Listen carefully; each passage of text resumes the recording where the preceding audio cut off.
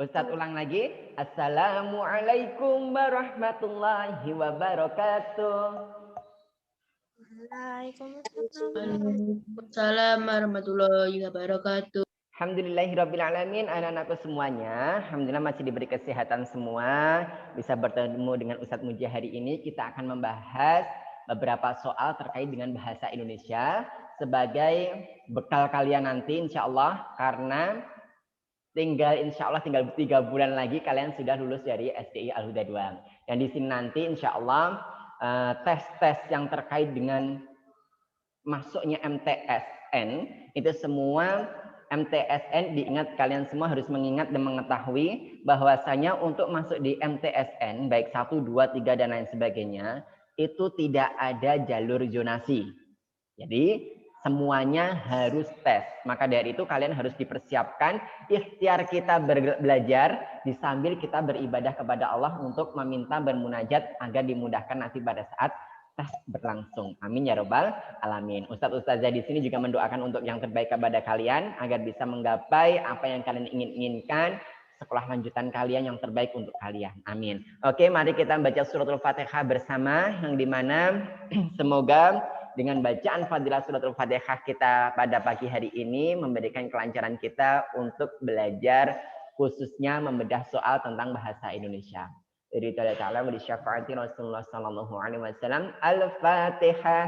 A'udzu billahi minasyaitonir rajim. Bismillahirrahmanirrahim. Alhamdulillahi rabbil alamin. Ar-Rahmanir Rahim. Maliki yaumiddin. Iyyaka na'budu wa iyyaka nasta'in. Ihdinas siratal mustaqim. Siratal ladzina an'amta 'alaihim ghairil maghdubi 'alaihim waladdallin. Amin. Nah, Ustadz ingatkan di tanggal 25 kalian ada simulasi dimulai dari jam 8 sampai dengan pukul setengah 9. Disiapkan besok itu tanggal 25. Sekarang keluarkan alat tulis kalian. Sudah siap semua? Tadi soalnya sudah sempat dibaca-baca atau bahkan sempat disalin, nak? Sudah apa belum ini? Oke, sekarang perhatikan semua di layar. Sambil kalian mempersiapkan alat tulis kalian, Ustadz akan share soal terkait yang akan kita bahas hari ini.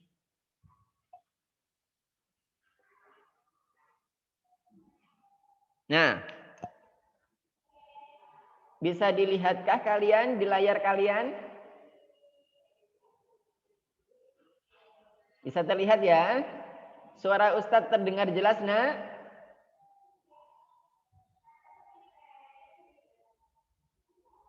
Oke, alhamdulillah.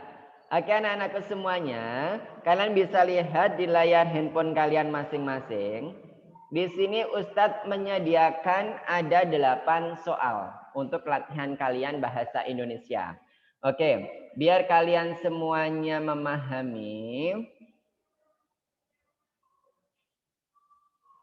Coba Ustadz tes dulu. Halo Mbak Aira, dengar suara Ustadz?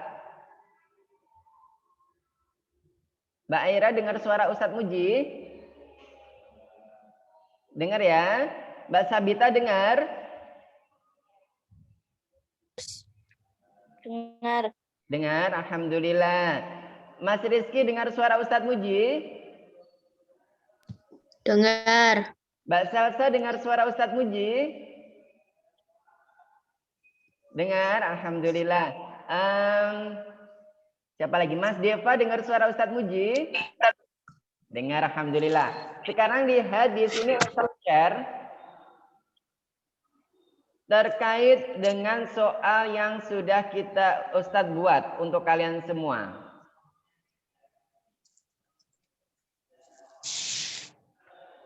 Kita ucap basmalah bersama-sama. Bismillahirrahmanirrahim. Nomor 1 perhatikan. Coba Sabita dibaca yang keras, nak. Soalnya, nak.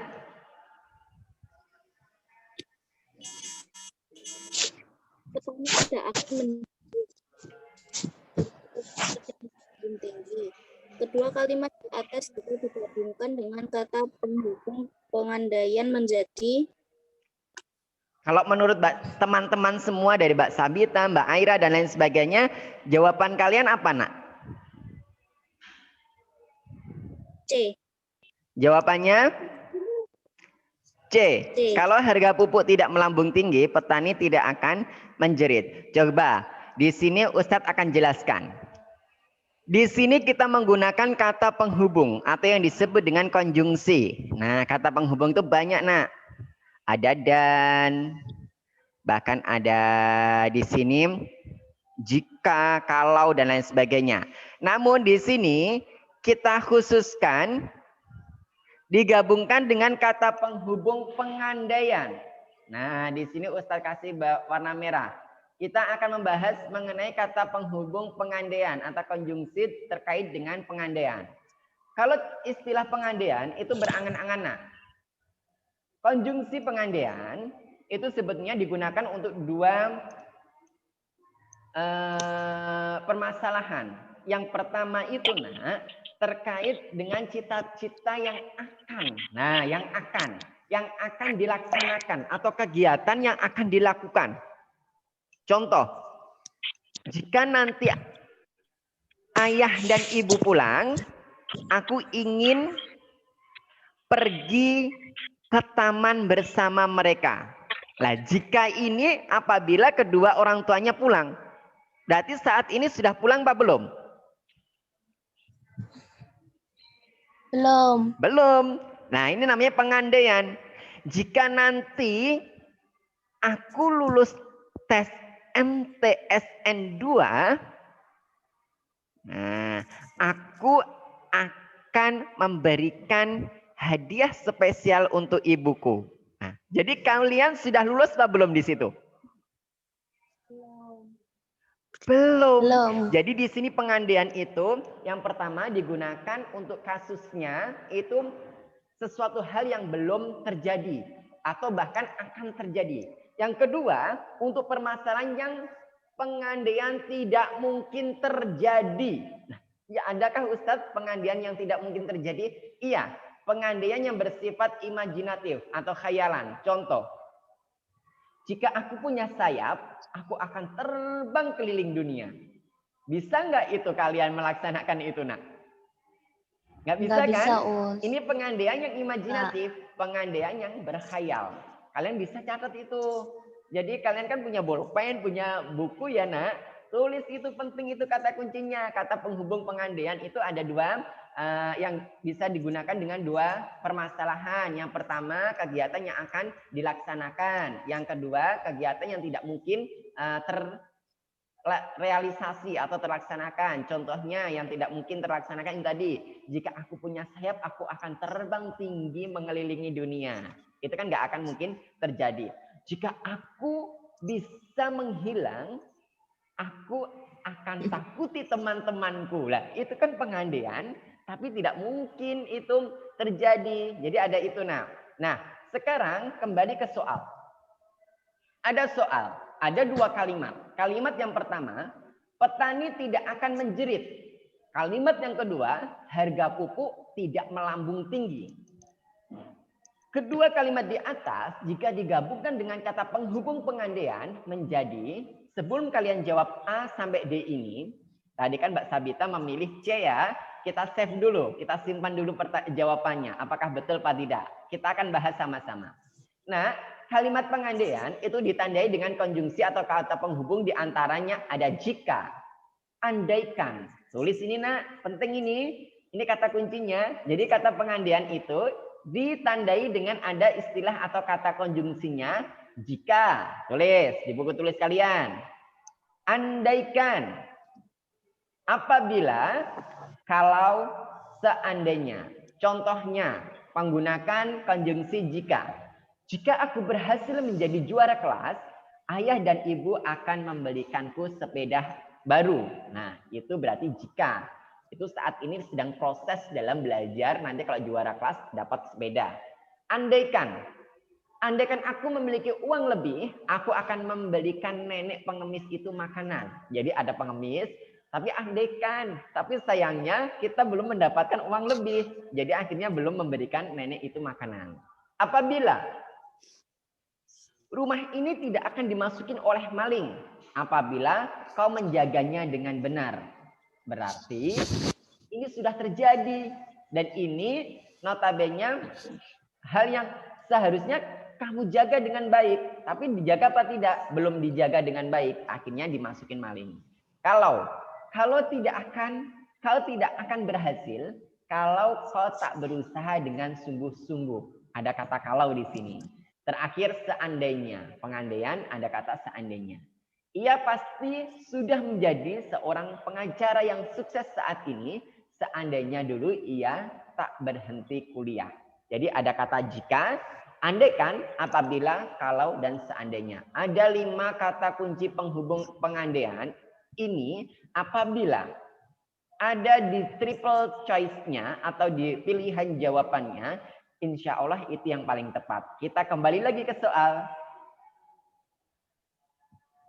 Kita teliti satu-satu. Pilihan pertama, petani tidak akan menjerit karena ini berarti ini hanya penyebab, sebab akibat. Harga pupuk tidak melambung tinggi, bukan kalimat pengandaian. Salah. Petani tidak akan menjerit asalkan harga pupuk tidak melambung tinggi. Sebelumnya ini mirip ini, pengandaian ini, asalkan.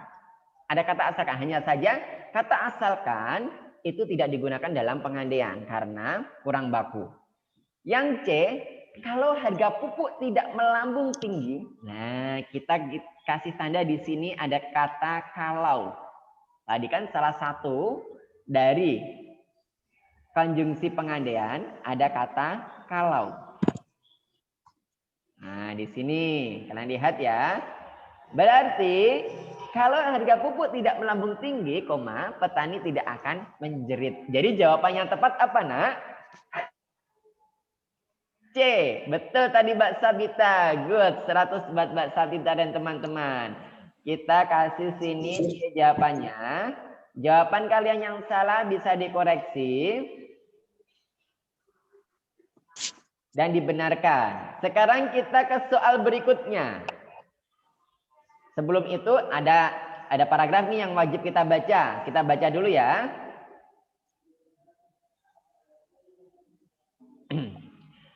Kalimat pengandaian digunakan untuk menyatakan ungkapan tentang sesuatu yang belum terjadi atau dilakukan dan nanti akan dilakukan.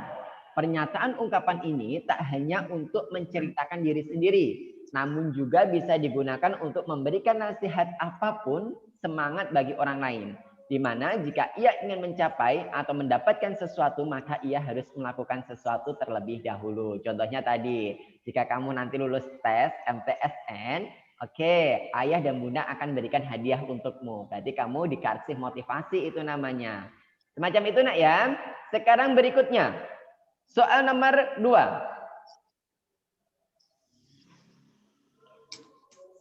Mas Rizky bisa dengar suara Ustadz? Halo Mas Rizky. Oke, dibaca yang keras nak. Soal nomor 2. Perhatikan kutipan kalimat berikut. Sebelum Sumpah Pemuda diikrarkan, perjuangan pergerakan pemuda masih mementingkan suku masing-masing. Jawaban yang tepat menurut Mas Rizky adalah A, suku. Suku. Kita save dulu, kita simpan dulu. Jawaban Mas Rizky adalah A, suku. Apakah teman-teman yang lain sependapat? Kalau suku, apa alasannya? Oke, kita bahas ya untuk mempersingkat waktu. Kita bahas. Nah, ini terkait dengan imbuhan. Ada suku, sukuis, sukuisasi, sukuisme. Ini namanya adalah imbuhan pada akhir kata. Di sini kata dasarnya adalah suku. Nah, mendapatkan beberapa imbuhan. Ada is, terus ada sasi, ada isme. Itu semua akan merubah makna dari kata dasar tersebut. Wah Ustadz, Kok bingung sih? Langsung saja Ustadz kasih contohnya agar kalian semua tidak merasa bingung. Perhatikan. Nah, imbuhan dalam satu kata akan memberikan makna yang berlainan dan tergantung jenis imbuhan yang dipakai. Ini karena akhiran itu namanya adalah sufiks. Nah, di sini ada beberapa akhiran. Kita akan membahas 3 akhiran yang terkait dengan triple choice yang tadi atau pilihan jawaban tadi. Ada isma, isasi, dan akhiran is. Kita akan bahas yang pertama, isma. Antara lain, menandakan suatu ajaran, aliran, atau kepercayaan. Ya, ini aliran atau kepercayaan. Misal, nasionalisme. Nah, terus yang dimana contoh nasionalisme itu berarti seorang yang memiliki keyakinan penuh terhadap negaranya. Nasionalisme. Nah, dari memiliki kepercayaan penuh di situ. Isasi memiliki arti yang mengarah pada proses pembentukan suatu hal. Jadi proses bentuknya. Isasi. Misal, nasionalisasi. Jadi proses pembentukan menjadi nasional. Ada proses di situ. Akhiran is memiliki fungsi sebagai bentuk kata sifat. Semua yang kata benda yang dikasih is menjadi kata sifat. Contoh yang paling mudah. Gitar itu benda atau sifat, nak? Halo? Gitar, piano, itu benda apa sifat? Benda padat. Pinter, benda. Sekarang gitar dikasih is di akhirnya. Bacanya jadi apa? Gitaris. Nah, pianis. Ada akhiran is di situ. Kalau ada kata gitaris, pianis, berarti itu adalah sifat orangnya. Jadi orang yang memainkannya. Nah, beda lagi kan? Jadi gak mungkin sini. Aku bercita-cita menjadi gitar. Nah, gak mungkin. Aku bercita-cita sebagai gitaris. Karena sifatnya yang pandai memainkan gitar. Aku bercita-cita sebagai pianis. Karena apa? Sifat memiliki pandai untuk bermain piano. Bukan, oh nanti aku itu mau belajar piano karena cita-citaku itu menjadi piano. Loh, kok jadi piano? Bukan, harus dikasih akhiran is, pianis. Karena apa? Memiliki sifat yang pandai memainkan piano. Nah, jadi ada isme yang artinya itu akhiran yang kata dasar dikasih isme, itu suatu ajaran atau kepercayaan. Isasi proses terjadinya suatu hal, dan is jadi kata sifat. Sekarang kita kembali ke soal. Suku, suatu kelompok dalam suatu masyarakat. Suku is, nah kasih is berarti menjadi sifat. Orang itu berasal dari Jawa. Dia itu sukuis sekali. Nah, sukuis di sini berarti kejawa-jawaan. Logatnya, entah itu pakaiannya, bahkan perilakunya, itu kalem. Kan orang Jawa kan figurnya itu lemah lembut, sopan, semacam itu. Tapi insya Allah semua di Indonesia itu baik-baik semua sukunya. Tapi vokalnya, intonasi, lafalnya yang digunakan orang Jawa itu lebih kepada nada-nada rendah. Sehingga sering dijuluki itu orang Jawa itu, wah lemah lembut sekali. Gitu, terkait dengan intonasi bicaranya. Lah, sukuis ini lebih kepada sifatnya. Sukuisasi berarti proses menjadi suku Jawanya. Misal, wah aku mempelajari ini suku Jawa, saya mau tahu, mau jadi proses jadi orang Jawa tulen gitu, orang Jawa 100%. Lah itu namanya sukuisasi. Sukuisme berarti mempercayai akan keyakinan-keyakinan di suku Jawa. Jadi di sini yang tepat adalah kata bendanya, yaitu adalah suku, kata dasarnya tadi.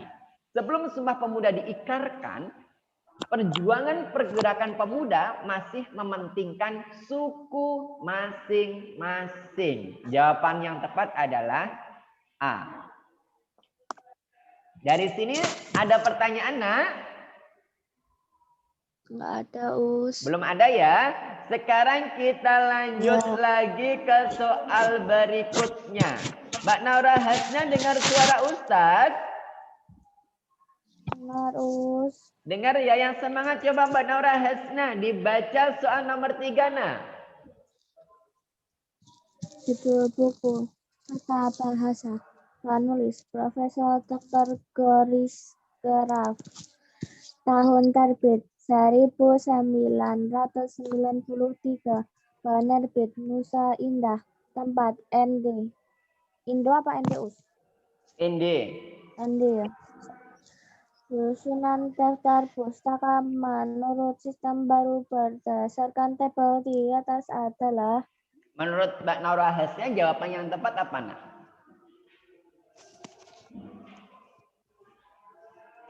Yang lain bisa bantu Mbak Hasna? Pilihan jawaban yang tepat apa ya?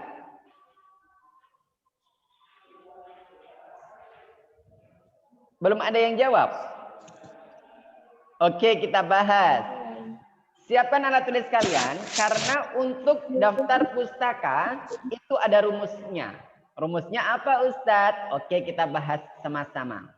Daftar pustaka adalah tulisan yang berada di akhir sebuah karya ilmiah yang digunakan sebagai sumber atau referensi oleh seseorang penulis dalam menyusun sebuah karya tulis ilmiah baru. Contohnya gini, Ustadz menyusun skripsi dulu itu di tingkat Starta 1 atau sarjana.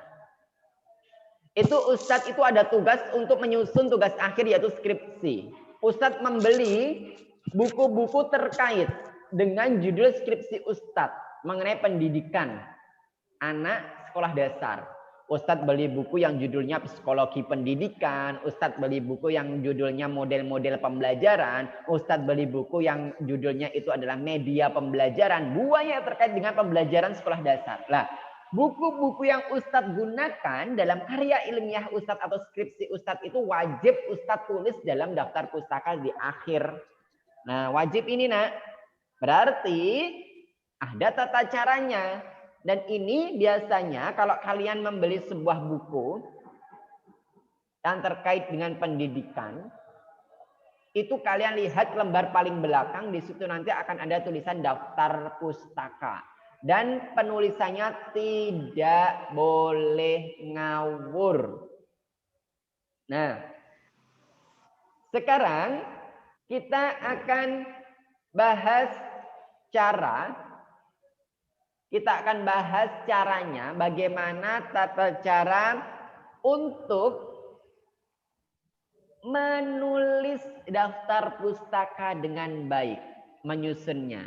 Kita buat ya. Catat ini, penting sekali. Tulis struktur penulisan daftar pustaka. Ayo, Ustadz kasih waktu untuk kalian tulis di buku tulis kalian. Struktur penulisan daftar pustaka. Ini harus urut, Nak. Tidak boleh dibolak-balik. Sudah? Yang pertama, nama pengarang.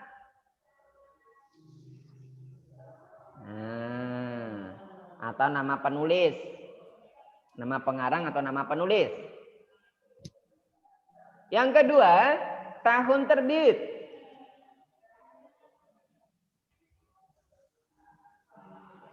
Yang ketiga, judul.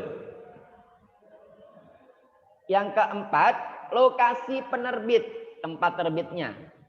Lokasi itu tempat. Dan yang terakhir, nama penerbit. Nah, dari sini kita akan bahas satu persatu. Perhatikan layar dari handphone kalian.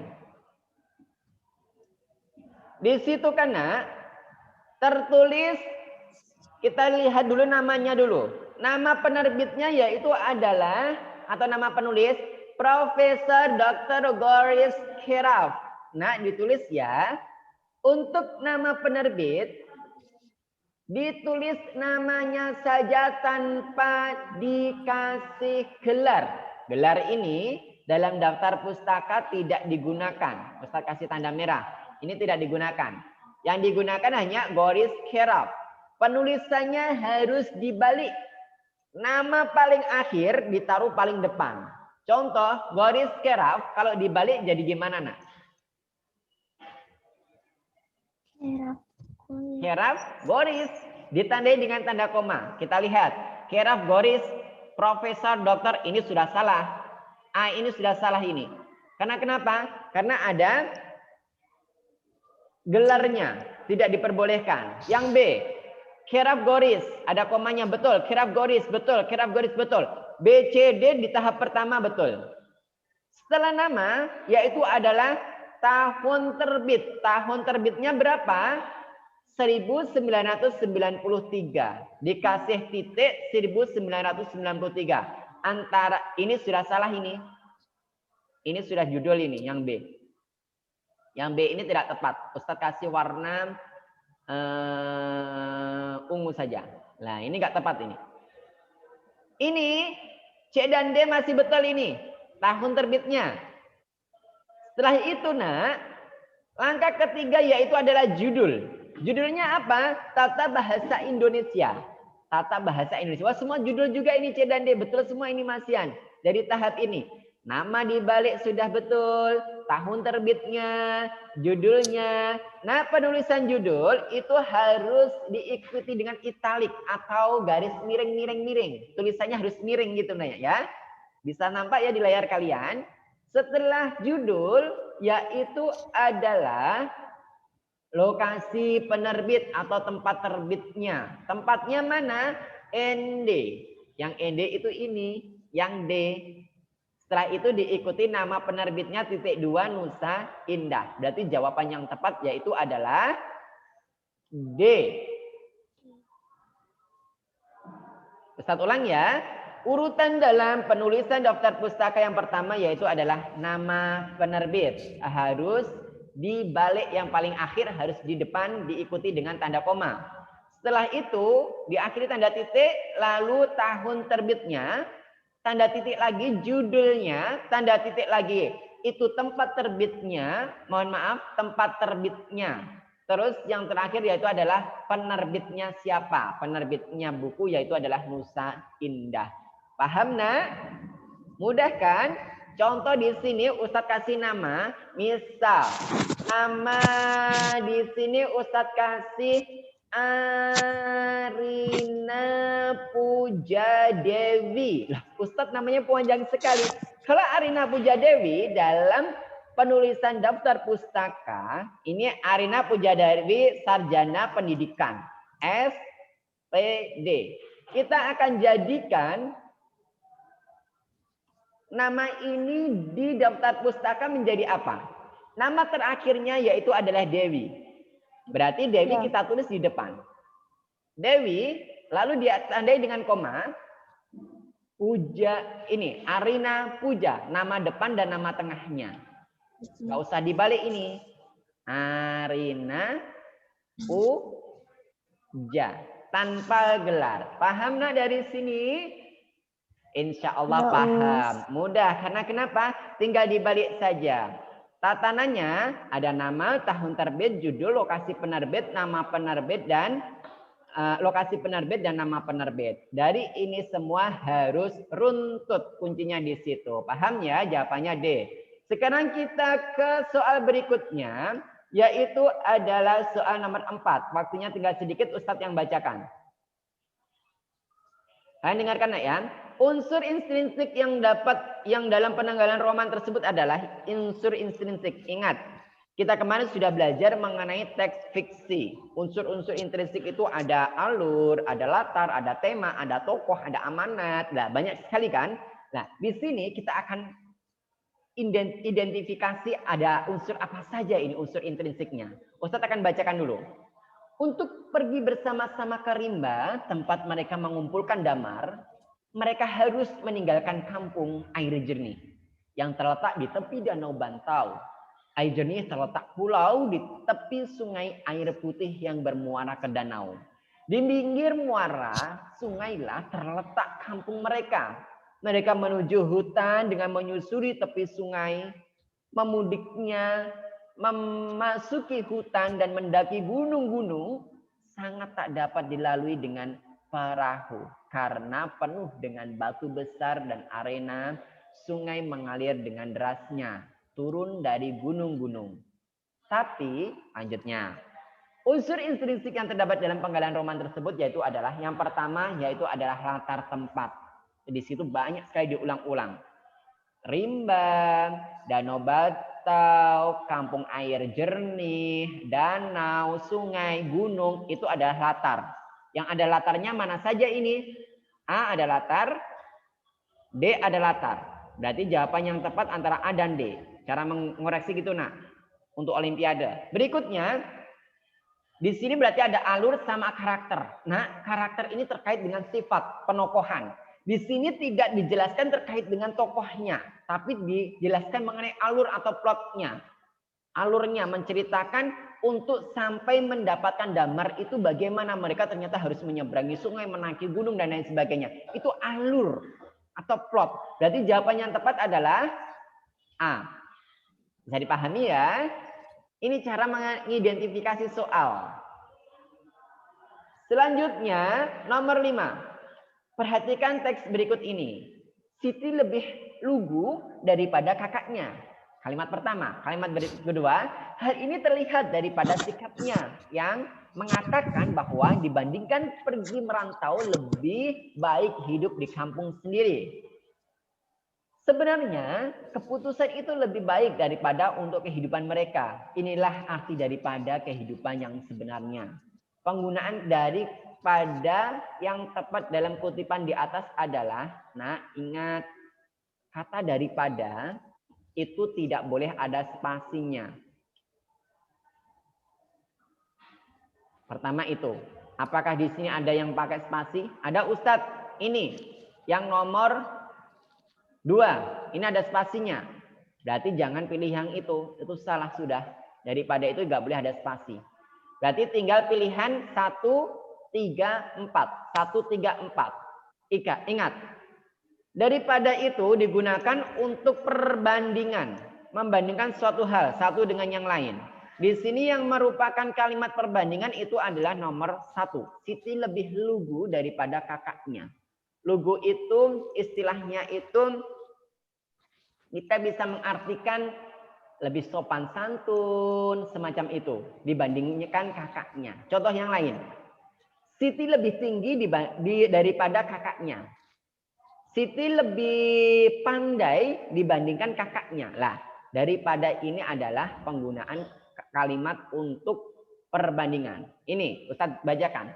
Fungsi kata daripada digunakan untuk menyatakan perbandingan. Contoh, nilai ekspor Indonesia pada tahun 2010 lebih besar daripada nilai ekspor tahun sebelumnya. Kata daripada juga digunakan untuk menyatakan pilihan. Contoh, lebih baik belajar daripada tidur. Nah, ada pilihan dan juga ada perbandingan. Di sini yang menggunakan kata perbandingan atau kata daripada yang betul itu adalah kalimat nomor 1. A. Paham nak? Paham insya Allah. Selanjutnya soal nomor 6. Ustadz bacakan ya, waktunya kurang 4 menit. Bacalah kalimat berikut. Perbaikan kalimat di atas yang benar adalah, nah kalau ada kalimat yang rumpang atau kalimat yang tidak